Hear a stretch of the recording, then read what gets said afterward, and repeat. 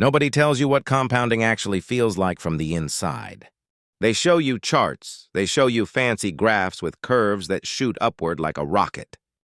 But they never tell you what it looks, feels, and sounds like while it's quietly happening to your money, month after month, before that rocket even leaves the ground. And that's the gap that destroys most investors. Because here's the truth. Compounding doesn't send you a notification. It doesn't tap you on the shoulder.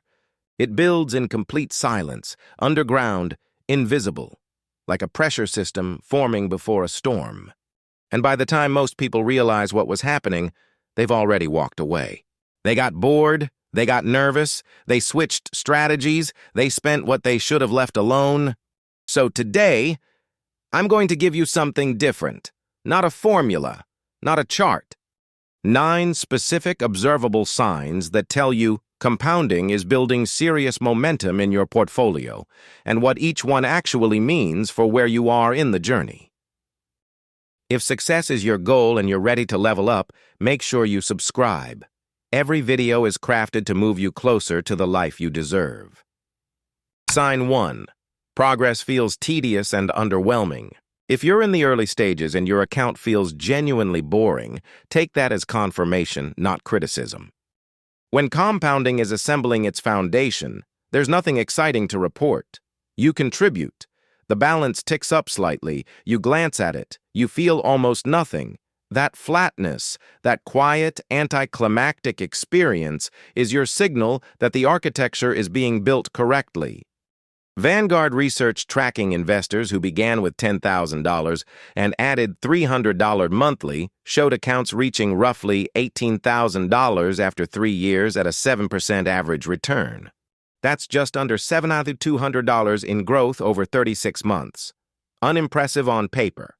But beneath that surface, every dollar is purchasing assets, every asset is generating micro returns, and every micro return is being recycled back into the system.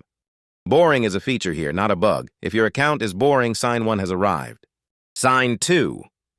The market starts contributing more than you do.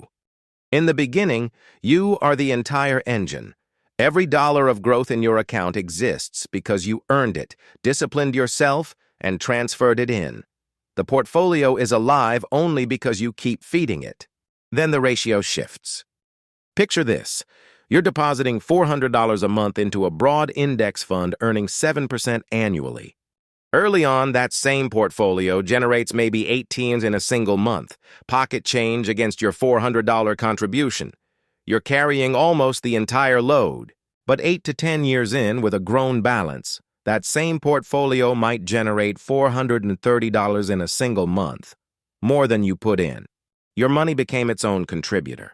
You now have a second income source, and you didn't negotiate for it, apply for it, or work overtime to earn it. J.P. Morgan Asset Management data shows that someone investing $500 monthly over 20 years at 7% would personally contribute $120,000, but end up with roughly $260,000. That extra $140,000 came from compounding alone. When your portfolio starts outpacing your deposits, sign 2 has arrived, and the game has fundamentally changed. Sign 3. You think less about adding more and more about waiting longer. Early investors ask one question obsessively: how do I put more in? Cut more, earn more, invest more. And that hustle matters. Early capital genuinely accelerates things. But there's a reframe that quietly happens after a few years. You stop calculating how to maximize your monthly deposit and start calculating how long you can leave everything untouched. Here's why that shift matters. A person who invests $200 a month starting at 22 and completely stops at 32 will, in many scenarios, retire with more wealth than someone who starts at 32 and invests $500 a month for 30 straight years. A Fidelity study confirmed that early starters retired with accounts 25 to 30% larger on average, even when late starters contributed more total dollars. Time isn't a soft advantage, it's the actual mechanism. When you start protecting your runway more than you chase higher contribution amounts, sign 3 has arrived. Sign 4. Market drops. feel like opportunities, not threats. New investors feel market drops personally. The balance shrinks, the stomach tightens, and the brain starts calculating worst-case outcomes.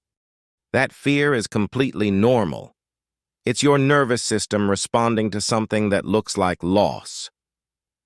But experienced compounders have seen enough history.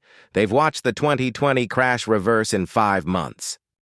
They've tracked how the 2008 collapse, brutal as it was, became the launching pad for one of the longest bull runs ever recorded. They've seen every dip, without exception, eventually resolve into a new high. And so when the next correction arrives, the reaction changes. Instead of anxiety, there's something closer to focus. You're not watching destruction, you're watching a sale. A 15% market drop means you're acquiring the same assets for 85 cents on the dollar. When recovery comes, every discounted dollar compounds at full value. Warren Buffett has made this point repeatedly throughout his career. Market downturns are where serious wealth accumulates for those who understand what they're actually looking at. When you feel curiosity instead of fear during a dip, sign 4 has arrived. This one lands differently than any calculation you've ever done on paper. At first, your monthly returns might cover a cup of coffee, then a utility bill, then groceries. Then, one day, you look at what your portfolio generated last month and realize it equals your rent. At $200,000 with a 7% average annual return, your portfolio produces approximately $14,000 per year. In many cities worldwide, that's full rent coverage, created entirely by previously invested money. The psychological impact of this moment is enormous. You stop feeling financially fragile. You stop making reactive decisions based on fear of scarcity. That security doesn't just feel good, it statistically makes you a better investor, because panicked decisions are statistically one of the single biggest destroyers of long-term portfolio performance. When your returns could realistically cover a meaningful expense category, sign 5 has arrived. Sign 6. Your account balance surprises you. Early on, there's no mystery. You contributed $400, so the balance went up roughly $400 plus a small return. The math is clean and predictable. But when compounding gains serious mass, something different starts happening.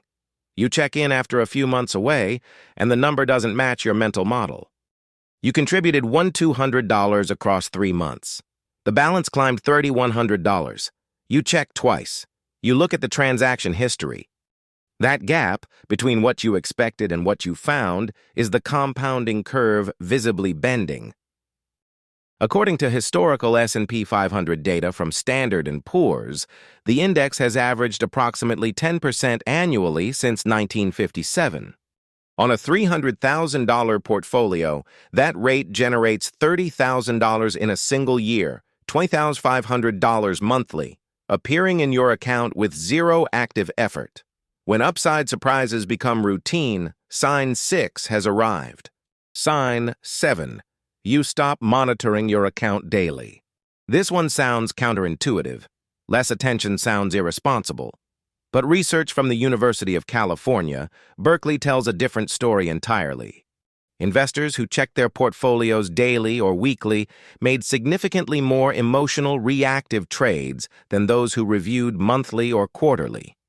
And their final returns were measurably lower as a result.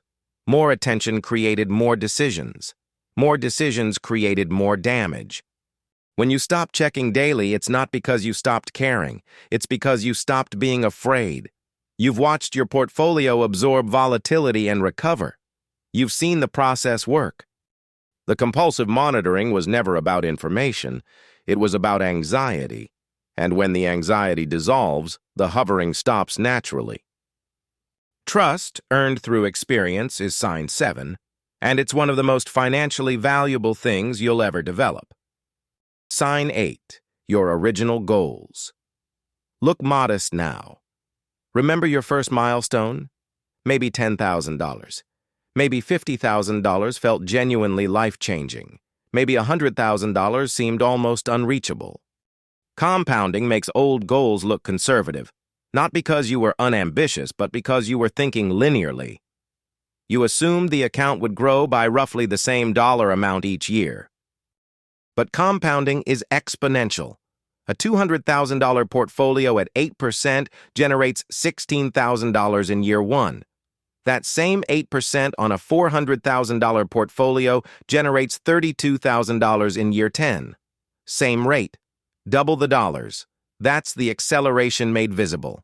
When you revisit your original financial targets and they feel almost too easy, like you've already lapped them, sign 8 has arrived and the curve has clearly bent.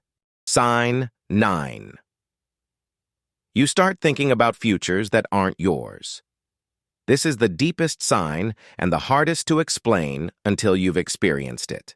For most of our lives, money is survival. It's rent, food, emergencies, and anxiety. Every financial decision gets filtered through scarcity. Every dollar feels urgent and finite. But when compounding has run long enough and the account has grown large enough, the math changes the questions you ask. You realize you're not going to consume all of it. There will be more than you need. And once that becomes clear, the focus shifts outward, toward your children, your grandchildren, communities you care about, causes that will outlast you. You stop asking whether you can afford something. You start asking what you want to leave behind. That's not detachment from money.